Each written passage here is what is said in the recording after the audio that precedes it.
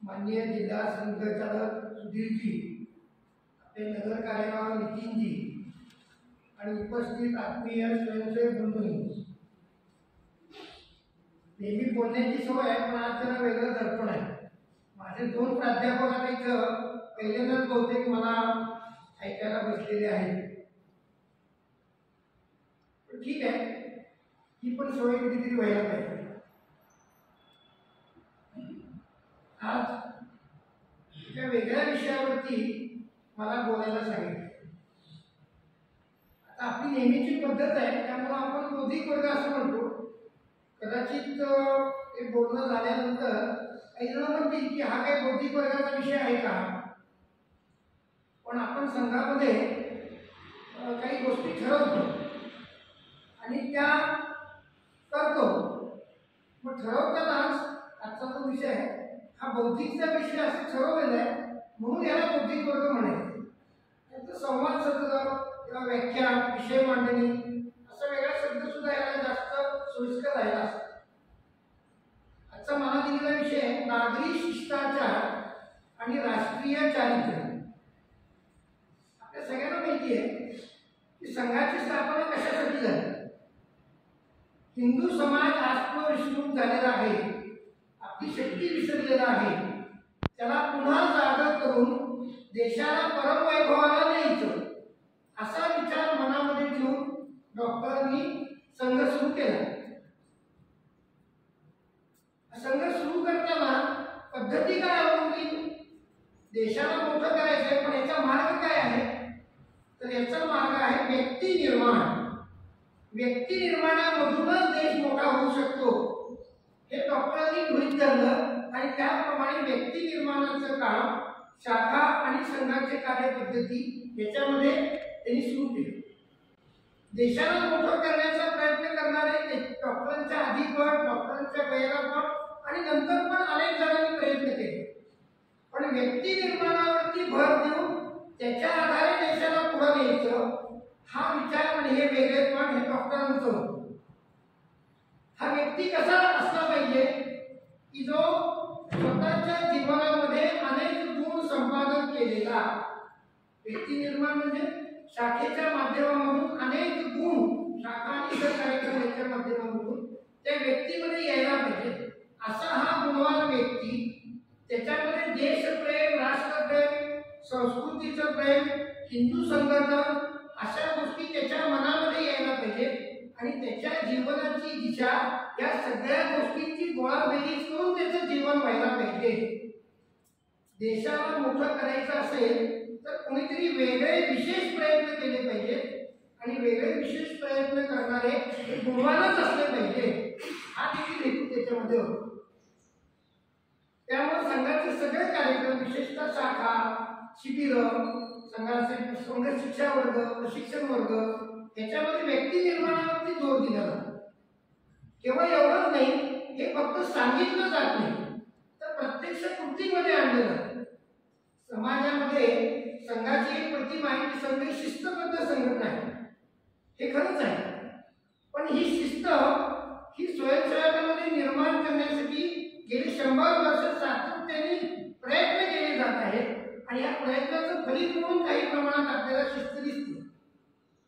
ही शिस्त सुद्धा व्यक्ती निर्माणाचा फार मोठा भाग आहे. ज्यावेळी संघ सुरू झाला त्यावेळी जागतिक परिस्थिती बघितली तर असं लक्षात येईल की जगातले अनेक देश, विशेषतः औद्योगिक क्रांतीनंतर जे प्रगत होत होते त्या सगळ्या देशांच्या प्रगतीचा एक मुख्य आधार काय होता तर तिथले नागरिक हे देशभक्त आहेत आणि देशाच्या हिताचा विचार करूनच आपल्या कृती करतात.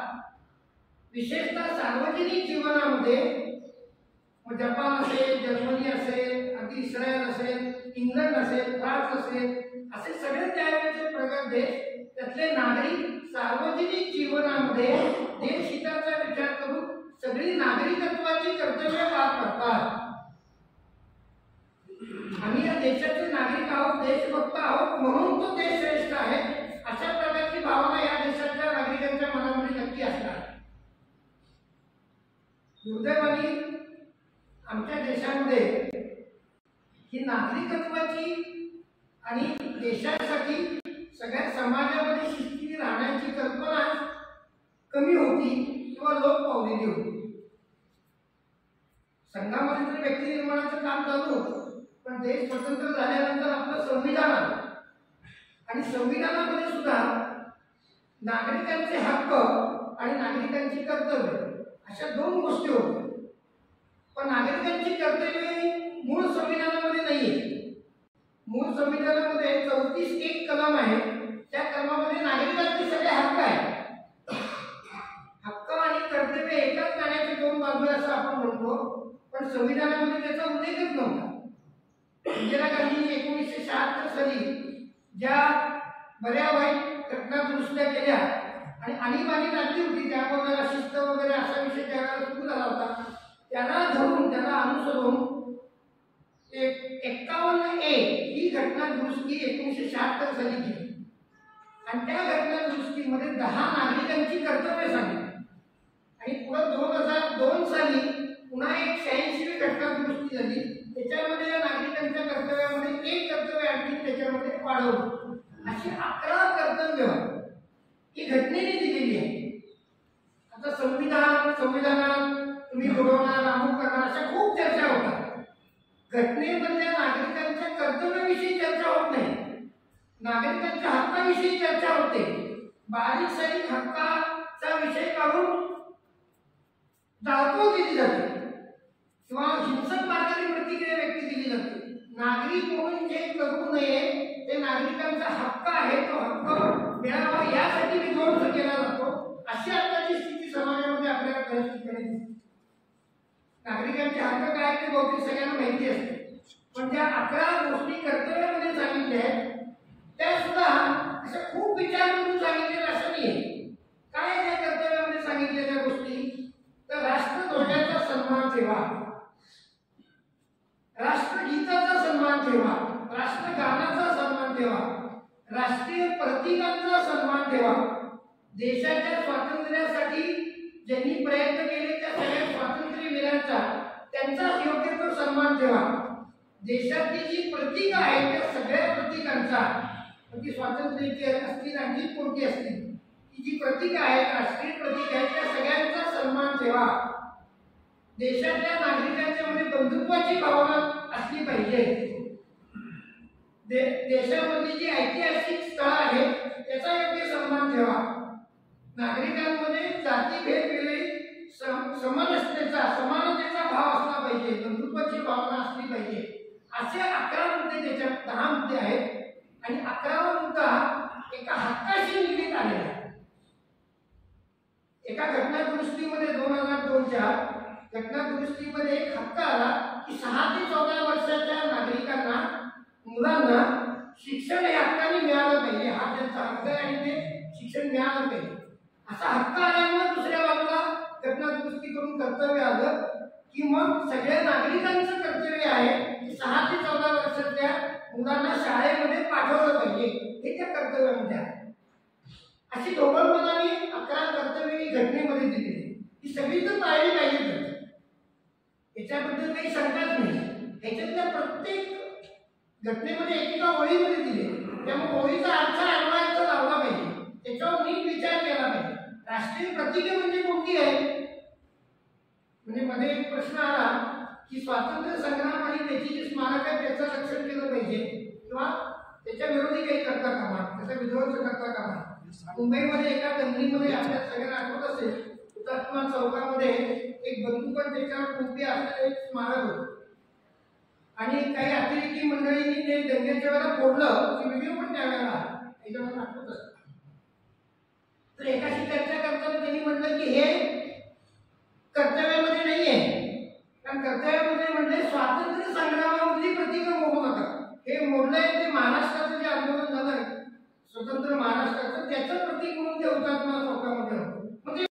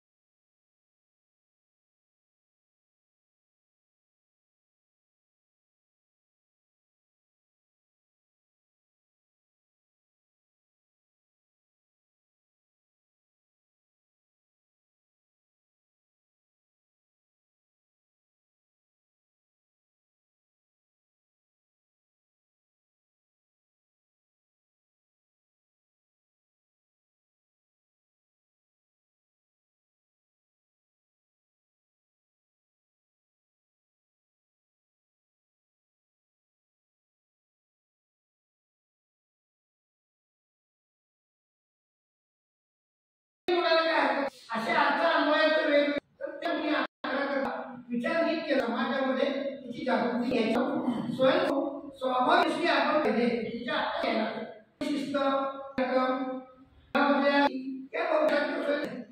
आणि स्वयं पण हे केवळ जगाच्या कार्यक्रमापुरतं समाजाला सुद्धा आहे मुला समाजामध्ये वावर सामूहिकपणे करण्याची म्हणून हा विषय सांगण्याचे आता संघ सुद्धा आम्ही स्वतः संविधान आम्ही स्वतः म्हणून नव्हे सगळ्या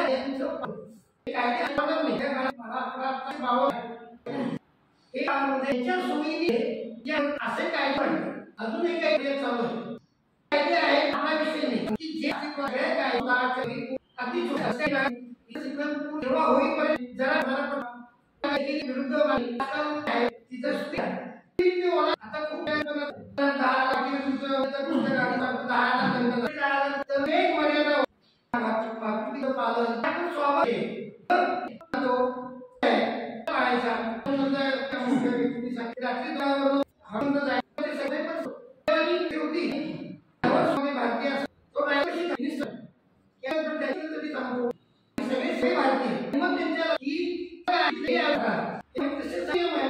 आपला व्यवसाय समाज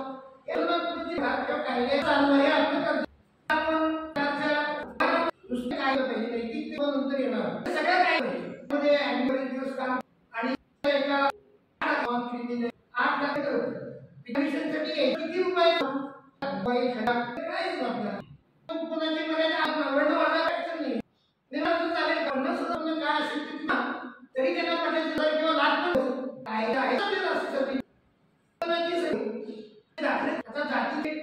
अनेकांनी जाती मिळवून आपले जे व्यवहार करतो प्रयत्न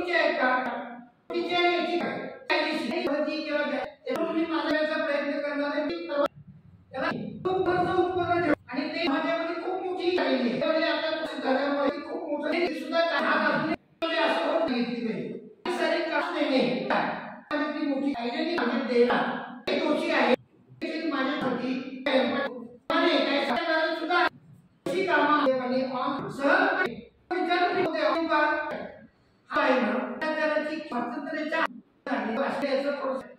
पण हा काम नाही व्यवहार मेसेज वाचत असतात की बघा टॅक्स विचार केला कमी केलेला अधिकारी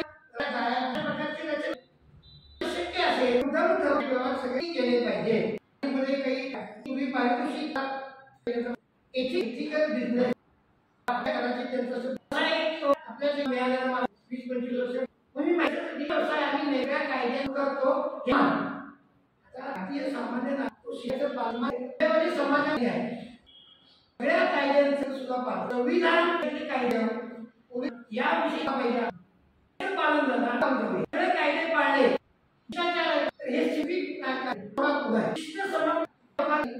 सगळे असं आणि हे थोडं सार्वजनिक असलं पाहिजे कसं असलं पाहिजे माझ्या घर पाहिजे विचार करा येतात वंदे भारत नवीन सुद्धा लोकांनी चुंकून घाण व्हिडिओ सीट असतात व्हिडिओ आता रेल्वे ही आपली संस्था आहे केलं पाहिजे त्याची भाव देणे पूर्वी सगळे सीट आहेत काठून माहित नाही असेल तर त्याच्यावरचं जपानमध्ये एक व्हिडिओ बघितला सूचना दिली आपले बसमध्ये समोर आवाज करून पण आता एसटी मध्ये गाडीला बोलतात आपण काही काही लोकांना वाटत प्रवास करतात महिलांचा आपल्या सन्मान होतात रेल्वेमध्ये पण बसमध्ये राखीव जागा बहुतांश सिटी बस अशा जागा देतो वयस्कर आपल्याला खूप लोक त्यामुळे प्रकार बस आली की उभे असतील सुद्धा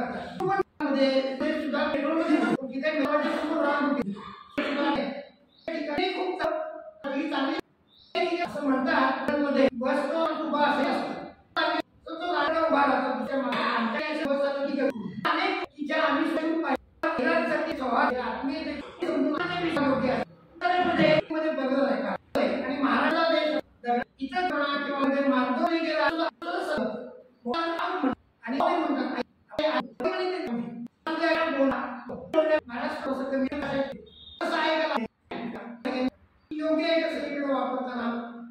आपली भूषा नागरिक म्हणून योग्य आहे का, योग्य त्या ठिकाणी योग्य प्रकारची भूषा आहे का.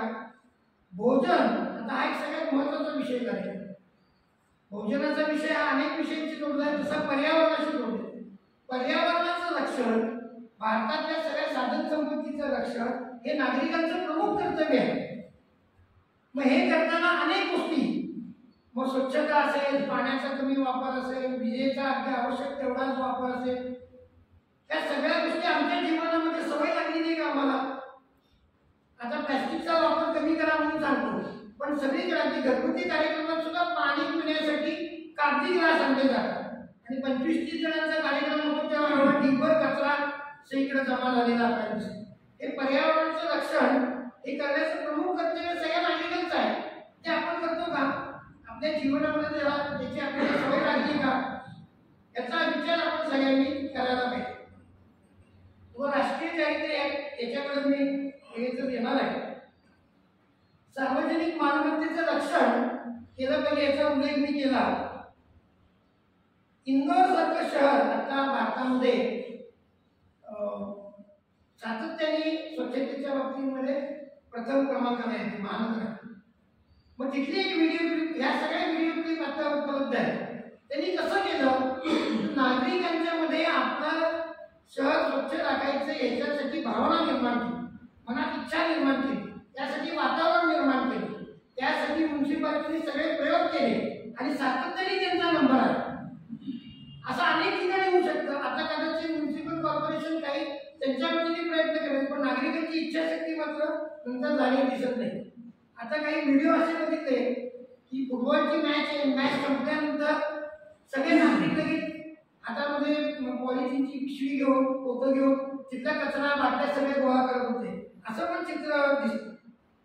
हे सगळं चित्र कसं आहे आपल्या सगळ्यांना माहिती आहे, पण आपल्याच देशामध्ये वेगळं चित्र हे आपल्याला माहिती आहे.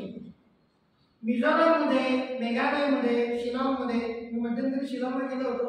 मिझोरामच्या वगैरे व्हिडिओ क्लिप आहे. तिथले पूर्वांचलातले नागरिक आपल्यापेक्षा खूप अधिक परदेशात आहो असं वाटणे इतके नागरिकत्वाचे नियम नीट पाळतात. किती गर्दी असली तिथे रस्ते लहान आहेत, त्यामुळे ट्रॅफिक जाम होतो बरेच वेळेला, तरी सुद्धा कोणी विनाकारण हॉर्न वाजवत बसत नाही. कोणी जरा चक्कर कुठेतरी पट करून निघून जाईल रॉंग साईडने, असं करत नाही. खूप व्हिडिओ क्लिप त्याच्यामध्ये आहे. हे सगळं सांगण्याचं कारण असं की आपल्या जीवनामध्ये हे उरलं पाहिजे आणि याची एक संस्कृती विकसित करण्याचं काम व्यक्तिगत जीवनात आणि स्वयंसेवक म्हणून सुद्धा आपलं कर्तव्य आहे. याच्यासाठी लोकांचा विश्वास निर्माण व्हायला पाहिजे. तो विश्वास निर्माण करण्याचं काम आपण करू शकतो. मेट्रोमध्ये स्वच्छता का राहते आणि मेट्रोच्या बाहेर आलं म्हणजे लोकल स्टेशन आहे, तिथून जवळच मेट्रो आहे असं एका ठिकाणी आहे, तर लोकलच्या स्टेशनवरती गर्दी आणि सगळीकडे गोंधळ आणि तिथून पुढे 100 मीटरवरती मेट्रोच्या स्टेशनवरती लिफ्टमधनं गेला आणि तिथे मेट्रो सुरू झाली की तिथं सगळं शिस्त बनतं. हे आपल्या देशाचं चित्र आहे. हे चित्र सगळीकडे होऊ शकतं की नाही, तर होऊ शकतं. आपण सगळ्यांनी त्याच्यामध्ये सहभागी व्हायला पाहिजे. देश परमवैभवाला न्यायचा अशी जी आपली कल्पना आहे ना, त्यामध्ये या सगळ्या गोष्टी आहेत. केवळ हिंदू संघटन केलं म्हणून परमवैभवाला जाणार नाही, तर हिंदू समाज जसा देशाला आवश्यक आहे तसा झाला तरच तो परमवैभवाला जाणार. एक शेवटचा मुद्दा सांगतो, दुसऱ्या विषयाकडे जातो. हा म्हटलं तर नागरिक शिष्टाचाराचा भाग आहे आणि समाजाला शिस्त लावण्याचा भाग. तो म्हणजे वेळेचं पालन. जगातले अनेक देश जे पुढे आहेत ना, त्यांच्यामध्ये ज्या गोष्टी महत्वाच्या आहेत त्याच्यामध्ये ते वेळेचं पालन करतात. म्हणजे तिथं विचार सेकंद आणि मिनिटावरती करतात. आपल्याकडे मुंबईतल्या लोकांना आता मिनिटावरती चालतात, जपानमध्ये मेट्रो सेकंदावरती चालतात. एवढ्या सेकंदाने येणार म्हणजे आम्ही अजून तासावर आणि कशावर जातो, दिवसावर जातो नाही. आम्ही सगळ्या जीवनामध्ये ऑफिस, नोकरी, व्यवसाय, उद्योग, अगदी घरामध्ये सुद्धा वेळेचं पालन करतो का? काही जण म्हणजे घरामध्ये कशाला करायला पाहिजे, तर तो स्वभाव होणं, कुटुंबाचा स्वभाव होणं, ह्याच्यासाठी हे वेळेचं पालन आवश्यक आहे. म्हणजे केवळ वेळेचं पालन या गोष्टीला महत्त्व दिलं तरी देशामधल्या अनेक गोष्टींमध्ये परिवर्तन होईल आणि देश पुढे जायला मदत होईल. या विषयाला जोडूनच आणखी एक विषय आहे. मला माझं वेळेचं लक्ष आहे राष्ट्रीय चारित्र्य. संघाच्या प्रार्थनेमध्ये मला असं चारित्र्य दे की ज्याच्यामुळं जग नतमस्तक होईल असं म्हणलेलं आहे. ते वैयक्तिक चारित्र्य. पण माझं जीवन असं घडवलं, माझं म्हणजे माझ्या देशाचं, आमचं सगळ्यांचं, की ज्याच्यामुळे जग आमच्या समोर नतमस्तक होईल. स्वामी विवेकानंदांनी 1892च्या त्या शिकागोच्या धर्म परिषदेमध्ये नंतरच्या भाषणांमध्ये असं म्हटलं होतं की भारत मातेला जगाच्या सिंहासनावरती विराजमान झालेलं मला बघायचं. याचा आधार काय होता? याचा आधार भारतीय संस्कृती श्रेष्ठ आहे. या भारतीय संस्कृतीचा प्रभाव जगामध्ये अनेक ठिकाणी होईल आणि भारतीय संस्कृतीचा प्रभाव होण्यासाठी याचा मुख्य आधार आहे शील आहे, चारित्र्य हा याचा मुख्य आधार आहे. आम्ही चारित्र्याच्या आधारावरती जग आमच्याकडे नतमस्तक होईल असं आम्ही आमच्या प्रार्थनेत म्हणतो. आमचं व्यक्तिगत चारित्र्य कसं आहे, मी व्यक्तिगत जीवनामध्ये कसा वागतो, मगाशी ज्या नागरिकत्वाच्या गोष्टी सांगितल्या, भ्रष्टाचार करणारे, वाईट वागणारे, त्याचं सगळ्या आल्या. स्त्रियांच्या विषयी माझी भूमिका काय आहे, मी कसं वागतो, हे व्यक्तिगत चारित्र्य म्हणून अनेक गोष्टी मांडता येते. त्या आपल्या सगळ्यांना माहिती आहे. आपण प्रार्थना विषयाच्या बौद्धिक वर्गामध्ये पण त्याच्यावरती थोडी माहिती घेत असतो. याच्याही पुढे जाऊन चारित्र्याची दुसरी बाजू, एकाच नाण्याची दुसरी बाजू, व्यक्तिगत चारित्र्य आणि राष्ट्रीय चारित्र्य. देश पुढे जायचा असेल तर राष्ट्रीय चारित्र्य आमचं कमी पडतं. त्यातला एक भाग नागरिकत्वाचे नियम वगैरे आहेत, पण त्याच्याही पुढे जाऊन आमच्या देशाच्या हिताचाच आम्ही नेहमी विचार करतो का देश हिताच्या विरोधी विचार करतो. आता दुर्दैवाने आमच्या देशामध्ये असे काही राजकीय नेते आहेत, नावाचं घेत नाही, की ते परदेशामध्ये जाऊन देशाची निंदा करतात. वयम पंचाधिक शतम हे महाभारतामधलं आहे. युधिष्ठिर म्हणतो की कौरव आणि पांडव आम्ही 105 जण हे शत्रूच्या विरुद्ध आम्ही एक आहोत हे सांगण्यासाठी वयम पंचाधिक शतम आहे. आणि आजचे काही नेते भारताची निंदा नावाची परदेशामध्ये जाऊन करतात, राजकीय करण्यासाठी करत असतात. देशाच्या हिताचा विचार न करता वैयक्तिक स्वार्थाचा विचार करून ज्यांनी राष्ट्रीय चारित्र्य नाही सिद्ध केलं अशी काही उदाहरणं मी सांगणार. अगदी सुरुवातीचं उदाहरण आंबीर राजाचं आपल्याला माहिती असेल, त्याचे आधी असतील, पण अलेक्झांडर आला, सिकंदर आला आणि त्याला मदत कोणी केली तर त्या आंबीर राजाने मदत केली. पुढे जयचंद्राचं उदाहरण येतं. तर जयचंद्राने सुद्धा आपलं राज्य वाचवण्यासाठी किंवा वैयक्तिक स्वार्थासाठी परकीय राजाला मदत केली. चंद्रगुप्ताच्या काळामध्ये पण हे घडलेलं आहे. परकीय राजवटी विरुद्ध अनेक राजांना एकत्र करून परकीयांचा सामना करायचा असा विचार चंद्रगुप्तांनी केला. अनेकांनी त्याला मदत केली नाही, त्याला खूप त्यासाठी प्रयत्न करावे लागले. शेवटी एका सामान्य माणसाला घेऊन राजपथावर बसून त्याच्यामार्फत हे सगळं त्याला घडवून आणायला लागलं. एक काळ असा होता की आपल्यामध्ये अनेक देशामध्ये अनेक ठिकाणी बौद्धांची सत्ता होती, बौद्ध राजा होते, बौद्ध पंथ स्वीकारलेला होता. आणि त्यावेळेला परकीय आक्रमण आलं तर सैन्यच ठेवायचं नाही, ही विचारसरणीच वेगळी. सैन्य न ठेवल्यामुळं आमच्या देशावरची आक्रमणं झाली.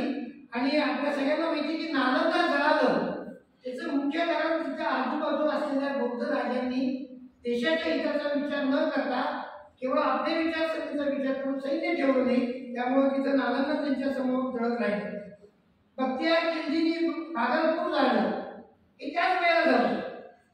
सगळे बघत राहिले. आसाममध्ये मात्र असं झालं नाही. तिथून पुढे बख्तियार खिलजी आसामकडे गेला. आसाममध्ये मात्र सगळे राजे एकत्रित झाले आणि त्यांनी राष्ट्रीय चारित्र्य कसं असतं याचं उदाहरण घालून दिलं आणि त्या बख्तियार खिलजीचा पराभव केला.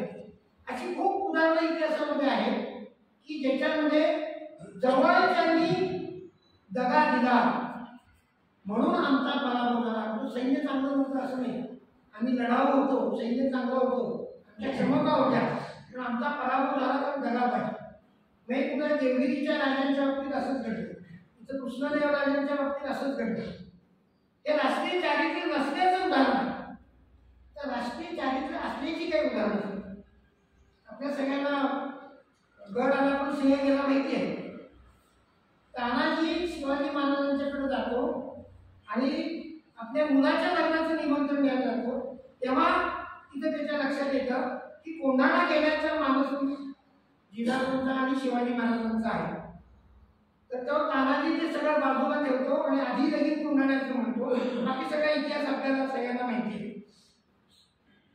म्हणजे राष्ट्राचं काम पहिलं हे तानाजींनी ठरवलं, त्याप्रमाणे केलं सुद्धा.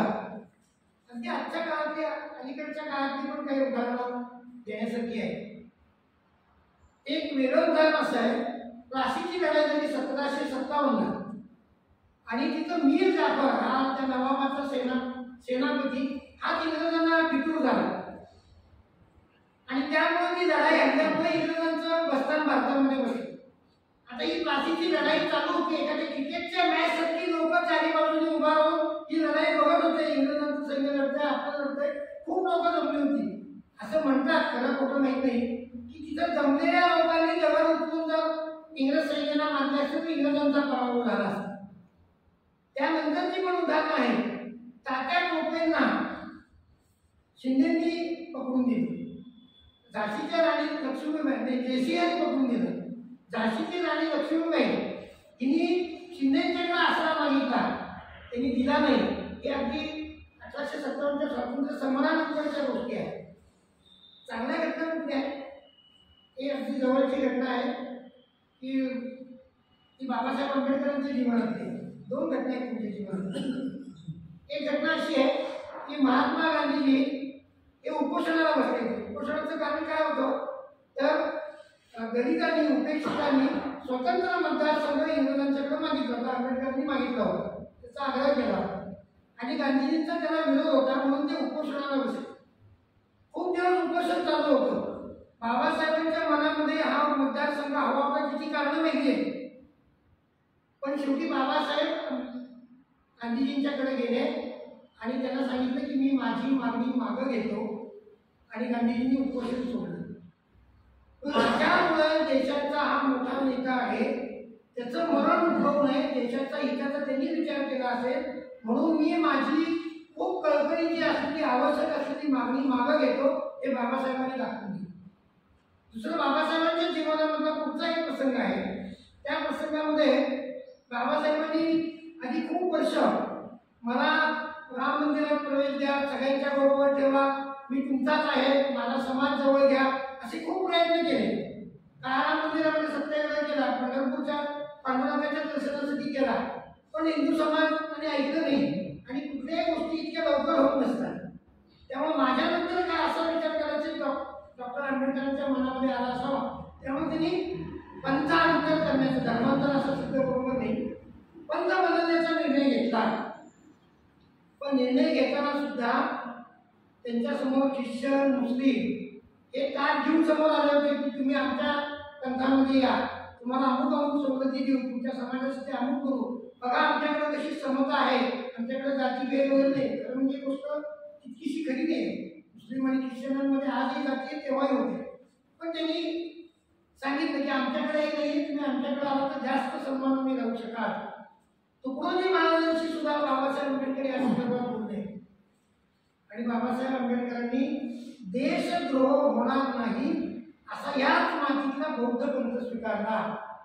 हे एकांतरी राष्ट्रीय विचार करून राष्ट्रीय चारित्र्याचे अतिशय उत्तम उदाहरण आहे.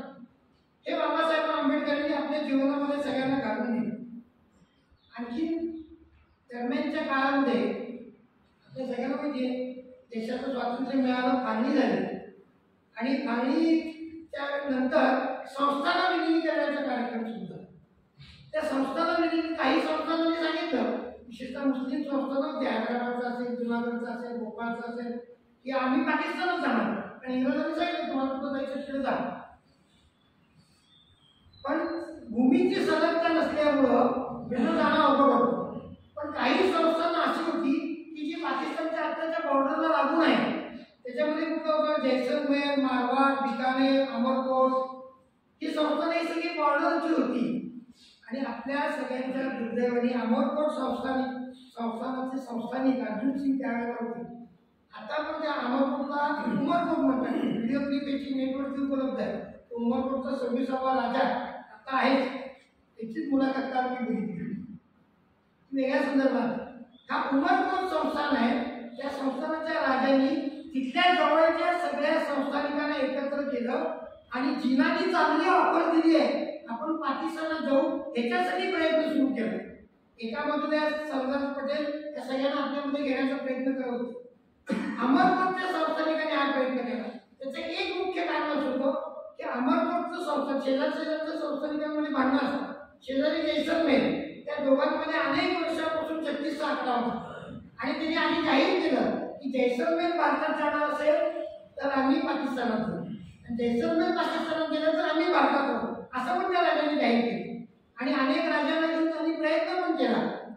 त्या अमरकोट संस्थानिकाची थोडी बॅकग्राऊंड पण वेगळी आहे. हे हुमायून जेव्हा लढाईमध्ये होता, अकबराचा जन्म होण्यापूर्वी 1550चा काळ असावा, त्या काळामध्ये हुमायून सतत लढाईमध्ये असतात आणि बायकोला कुठे ठेवायची ती गरवाची होती. त्यामुळे त्या अमरकोटच्या किल्ल्यामध्ये अमरकोटच्या संस्थानिकाला सांगून त्यांनी स्वीकारलं की ठीक आहे माझ्याकडे ठेवा. त्यांनी रक्षण केलं आणि तिथंच अकबराचा जन्म झाला. आणि अकबराचा जन्म झाला म्हणून पुढे अकबर महान किंवा औरंगजेब वगैरे तो आपण विचार करा वेगळा विषय, पण त्यामुळे पुढे काय परिणाम झाले आपल्या सगळ्यांना माहिती आहे. हे अमरकोटचे संस्थानिक हे तेव्हापासून हे वेगळ्या विचारांचे होते आणि त्यांनी प्रयत्न केला आणि शेवटी अमरकोटचं संस्थान पाकिस्तानमध्ये विलीन झालं. त्यांचे राजे त्यावेळेला 75% हिंदू संख्या होती अमरकोट संस्थानामध्ये. आता उमरकोट म्हणतात, आता तिथे हिंदू 50% 75% होते. त्या उमरकोटच्या ते जे राजे होते त्यावेळेला ते मुस्लिम लीग त्यांना निवडणुकीला सुद्धा उभे राहिले. म्हणजे मुस्लिम लीग ही पाकिस्तान निर्मिती करण्यासाठीचा जो ती निवडणूक होती की ज्या भागामध्ये मुस्लिमांचा आधिक्य जास्त निवडून होती तो पाकिस्तानामध्ये, त्याच्यामध्ये सहकार्य करण्यासाठी हिंदू बहुल भागामध्ये मुस्लिम लीगचे उमेदवार म्हणून उभे होते. दुर्दैवाने त्या निवडणुकीच्या दरम्यान त्यांचा मृत्यू झाला आणि तो विषय तिथे थांबला. योगेंद्रनाथ मंडल यांचं नाव ऐकलं असेल, आंबेडकरांचे सहकारी होते. ते स्वतंत्र झाल्यानंतर ते पाकिस्तानचे पहिले कायदेमंत्री झाले. जिनाला ते त्यांना वाटलं की तिथं जास्त आपल्याला आपल्या समाजाचं हित बघता येईल. नंतर त्यांना पश्चाताप झाला, ते सोडून भारतामध्ये आले आणि दुर्दैवाने विपन्न अवस्थेमध्ये त्यांचं निधन झालं. त्यावेळेला त्यांच्या लक्षात आलं नाही की आपण कोणाची बाजू घेतली पाहिजे. इस्रायलसारख्या देशांमध्ये जर आता युद्ध चालू आहे, आपल्याला माहिती आहे तिथला समाज अत्यंत विपरीत परिस्थितीमध्ये सुद्धा देशाच्या मागे कसा उभा आहे. अशी जगातली राष्ट्रीय चारित्र्याची अनेक उदाहरणं देता येतील, भारतातली पण देता येतील, राष्ट्रीय चारित्र्य नसल्याची पण उदाहरण देता येतील. या सगळ्याचा आपण विचार करून माझी प्रत्येक कृती की देश हिताची असेल, समाज हिताची असेल, माझ्या प्रत्येक कृतीमध्ये देशाचं नुकसान तर होणार नाही ना, अशा प्रकारचा विचार करणं स्वयंसेवक म्हणून आणि समाजामध्ये जिथं तिथं वावरतो तिथं असा विचार करण्याचं वातावरण निर्माण करणं हे आपलं सगळ्यांचं काम आहे. हे या निमित्ताने